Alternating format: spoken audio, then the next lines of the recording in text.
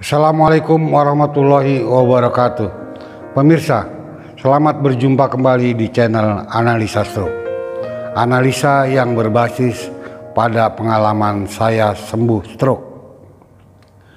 Pada bagian ini, saya ingin merespon komentar atau pertanyaan dari saudara Enu Eman. Pertanyaannya adalah, stroke saya tangan turun ke bawah, bahu miring. Ini saya sambungkan lagi dengan pertanyaan Rina tentang jalannya yang masih oleng, dan ada juga yang menanyakan tentang bagaimana cara menggerakkan jari dan kaki. Baiklah, saya mulai dengan pertanyaan saudara Enu Eman. Stroke itu yang saya katakan, kita harus tahu dasarnya, sehingga apabila kita tahu dasarnya, maka kita akan terhindar dari berita-berita tentang bohong, hoax, dan lain sebagainya. Bahwa orang itu terkena stroke, kemudian dibawa ke rumah sakit, diobati dan sembuh stroke. Kemudian yang terjadi berikutnya adalah apa yang disebut dengan pasca stroke. Nah, dalam pasca stroke inilah, sejalan dengan runtuhnya sistem saraf, maka otot-otot menjadi lemah.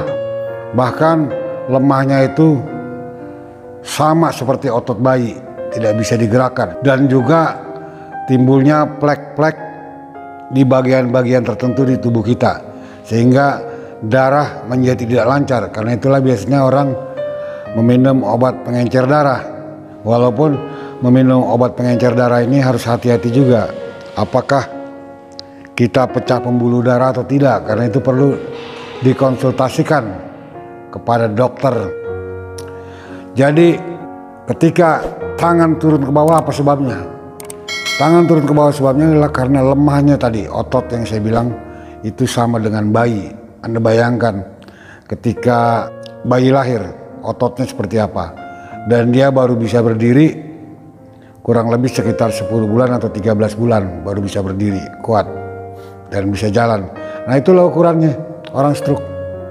Jadi orang stroke itu walaupun dia tidak diobati, tetapi dasarnya kuat, dia akan kembali normal. Yang menjadi tidak normal adalah karena kebiasaan-kebiasaan hidup yang tidak normatif. Misalnya tidur kebanyakan, tidak bergeraknya, sehingga kelemahan itu menjadi terpelihara. Tapi kalau dia biasa bergerak, maka sebetulnya normatif bisa kembali pulih seperti sedia kala. Karena orang yang terpapar stroke itu seperti orang kesemutan ekstrim. Bayangkan kalau kita kesemutan kan, kalau kita goyang-goyang kaki kita kan kita sembuh kembali kan, normal kembali. Nah begitu juga. Jadi orang yang bergerak itu insya Allah akan kembali normal. Tetapi bagi yang tidak digerakkan, itulah permasalahan timbul. Nanti menjadi kaku, menjadi cacat permanen dan seterusnya. Dia kenapa bahu miring? Bahu miring tentu saja dia miring karena tangan kita yang terpapar itu lemah, sehingga lama-kelamaan dia menjadi miring. Dan karena tangan kita ini susah mengangkat, maka kita nyaman dengan kemiringan itu. Cara mengatasi kemiringan itu adalah salah satunya dengan cara latihan gimnastik, menarik beban, mengangkat beban, kemudian juga memakai back shoulder atau penyangga sehingga bahu menjadi naik ke atas. Nah itu bisa dibeli di toko-toko kesehatan. Jadi memang harus usaha, tidak bisa diam. Jadi logikanya apa nih? Kenapa kok miring? Bagaimana caranya? Ya harus diangkat. Diangkat dengan cara menggunakan back shoulder atau penyangga bahu.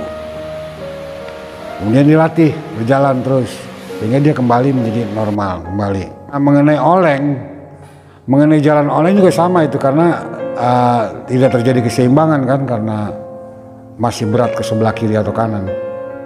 Karena itu salah satu caranya di samping tadi menggunakan back shoulder atau penyangga bahu, juga harus dibiasakan jalan di tempat-tempat umum seperti di depan rumah, jalan.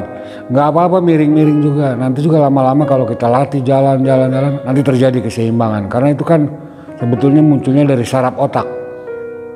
Kan saya sudah katakan kalau kita gerakan berulang-ulang, maka nanti saraf di otak kita akan bekerja dan kembali normal. Nah, mengenai bagaimana cara menggerakkan jari kan saya sudah katakan. Ini ada alat, ya Anda bisa ini gitu. Anda bisa gunakan ini, dan atau jinjit kalau kaki. Ya pada akhirnya adalah logika kita sendiri. Gimana caranya ini memperbaiki bagian tubuh kita yang bermasalah, itu logika kita sendiri. Kalau misalnya kita lihat tangan kita kok masih berat, masih kaku, ya itu saya katakan bersepeda atau tidur di terapi kasur produk Korea.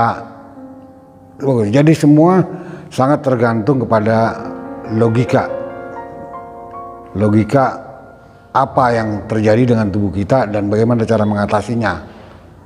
Nah, kadang-kadang tidak perlu diajari, otodidak bisa gitu. Seperti saya otodidak, saya menemukan sendiri, oh kalau misalnya begini saya harus ikut gimnastik, oh kalau begini saya harus ikut latihan pernapasan, oh kalau begini saya harus jinjit atau berenang gitu. Semua itu bagaimana adalah logika-logika yang kita bangun sendiri.